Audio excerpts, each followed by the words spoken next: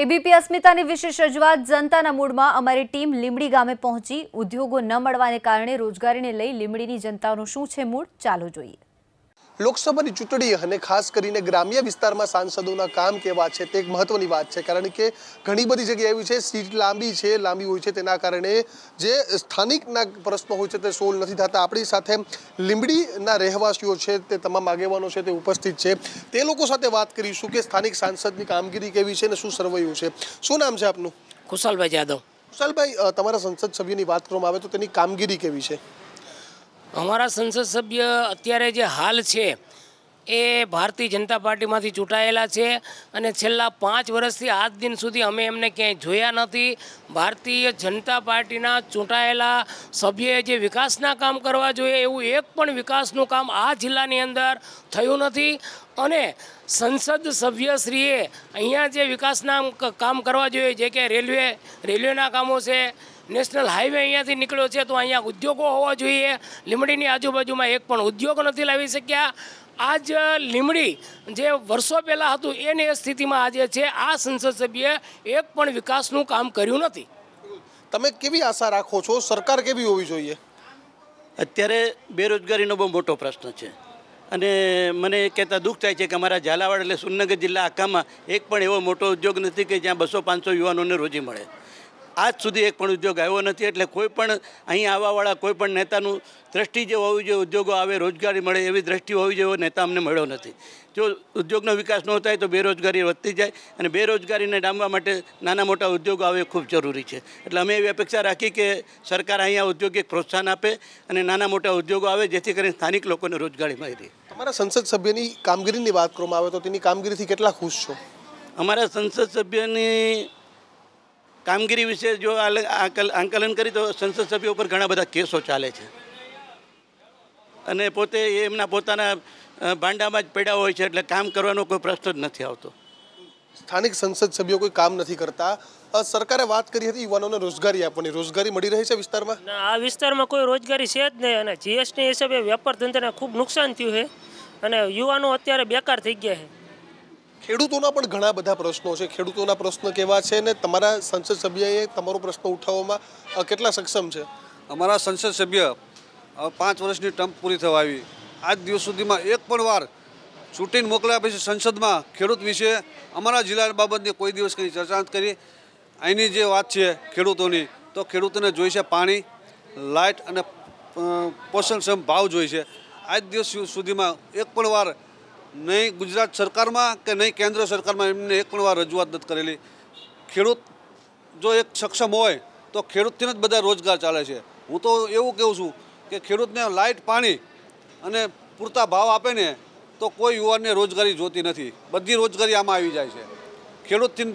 ખેડૂત સુખી હોય તો સોનીના કામ ચાલે, દરજીના ચાલે, કેટરસના ચાલે, મંડપના ચાલે, તમામ ધંધા ખેડૂતને આધારિત છે। એટલે મારું કહેવું એવું છે કે ગુજરાતમાં 4-5 મોટા ડેમો હોવા જોઈએ, પૂરતી પ્રમાણમાં લાઇટ આપવી જોઈએ અને ખેડૂતના પૂરતા પોષણક્ષમ ભાવ આપવા જોઈએ અને જો આ વસ્તુ મળે ને તો બેરોજગારી સાવ ઓછી થઈ જાય। બેરોજગારી ઓછી થઈ જાય। મોદી સરકારની કામગીરીથી કેટલા ખુશ છો?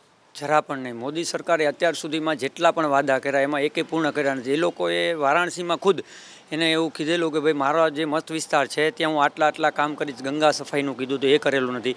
અહીંયા જે અત્યારે જે અમારા સંસદ સભ્ય છે એને કીધું હતું કે જેટલા એ લોકોએ દત્તક ગામ લીધેલા છે એ ગામમાં દશા તમે જઈને જુઓ તો નથી, રોડ, પાણી, રસ્તા, જે પાયાની સુવિધા કહેવામાં આવે છે, શિક્ષણ, એ માલું એક પણ કામ થયું નથી।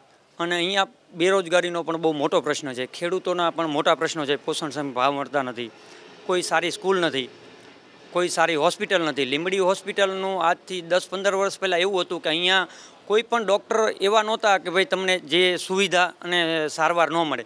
અત્યારે એવી પરિસ્થિતિ છે કે લીંબડી હાઈવે ઉપરનું આવેલું ગામ છે, અકસ્માત એટલા બધા વધી ગયા છે તો અહીંયા સામાન્ય ડૉક્ટરની જે સામાન્ય સારવાર કરવામાં આવે ને એવી પણ સારવાર થઈ શકે એવા ડૉક્ટર અત્યારે હાલમાં લીંબડી હોસ્પિટલમાં નથી। લીંબડી એટલે સૌરાષ્ટ્રનો પ્રવેશ દ્વાર ગણાય, તો આ પરિસ્થિતિ છે અહીંયા, બહુ જ ખરાબ પરિસ્થિતિ છે। 2019માં તમે કેવી સરકાર જોવા માગશો? અમે 2019માં એવી સરકાર જોવા માંગી કે બધા પબ્લિકોના કામ થાય, વ્યવસ્થિત હાલે અને એવા ગરીબ માણસોના બધાને રોજીરોટી મળે, બધાને એકદમ બધા સરળતા બધા ભેગા મળે તો વ્યવસ્થિત હોય એવી સરકાર જોઈ. ગઈ બજેટ રજૂ થયું તેમાં સરકારે વાત કરી છે ખેડૂતલક્ષી આ વખતે બજેટમાં. લાગે છે કે આ બજેટથી અને ખેડૂતલક્ષી જાહેરાતથી સરકારને ફાયદો થશે?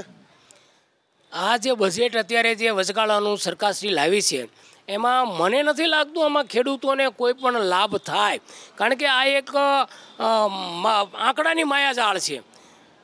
મોદી સાહેબની આંકડાની માયાજાળ છે અને પેપર્સ ઉપર જે આંકડાઓ આપે છે એ વાસ્તવિકથી ઘણા દૂર હોય છે. એટલે કોઈ પણ ખેડૂતને આ સરકારથી લાભ થવાનો નથી એવું મારું માનવું છે. આ બજેટ છેલ્લે બજેટ આવ્યું તેમ કોંગ્રેસે પણ હુકમનું પત્તું પ્રિયંકા ગાંધીને મેદાને છેલ્લી ઘડીએ ઉતાર્યા છે. લાગે છે કોંગ્રેસને પ્રિયંકા ફાયદો કરાવી શકશે? પ્રિયંકામાં પ્રિયદર્શની એટલે કે ઇન્દિરાના દર્શન થાય છે. લોકો એવું આજથી નહીં પણ વર્ષોથી એવું લાગતું હતું કોંગ્રેસજનોમાં કે જો પ્રિયંકા આવે તો ફરી ઇન્દિરાની એક આવૃત્તિ, અને લોકોને સારા એવો પ્રતિભાવ પ્રિયંકા પ્રત્યે છે. એટલે હું એવું માનું છું કે પ્રિયંકાના આવવાથી યુવાનો અને કોંગ્રેસીઓમાં એક નવું જોમ આવ્યું છે અને એને કારણે પરિણામ પણ ખૂબ સારું આવશે એવી મારી અપેક્ષા છે. જીએસટી નોટબંધીની વાત કરવામાં આવે તો જીએસટી નોટબંધીથી ગ્રામ્ય લેવલે કેવી અસર પડી છે? ગ્રામ્ય લેવલે તમામ ધંધા જીએસટી છે તો જીએસટીમાં નાના વેપારીઓ બધાના ધંધા ભાંગી ગયા છે. નોટબંધી છે તો નોટબંધીમાં ખેડૂતને નાના મોટા કોઈ પાસે માન લો કે ખેડૂતની પરિસ્થિતિ બહુ ગંભીર પરિસ્થિતિ છે તો એને 5-25 રૂપિયા કોકની પાસે ઉછીના જોતા હોય ને તો પણ નથી મળતા, એવી પરિસ્થિતિ આવીને ઊભી છે. બીજી વાત એ છે કે જે આ બજેટની વાત કરો છો તો બજેટમાં જે ખેડૂતને જોઈશે તો એમને આપ્યું નથી. એ રોકડ સહાયની વાત કરે છે. જેમ અમને અમારા ભાઈએ કીધું આંકડાની માયાજાળ છે કે 2 એકર જમીનવાળાને 6,000 રૂપિયા.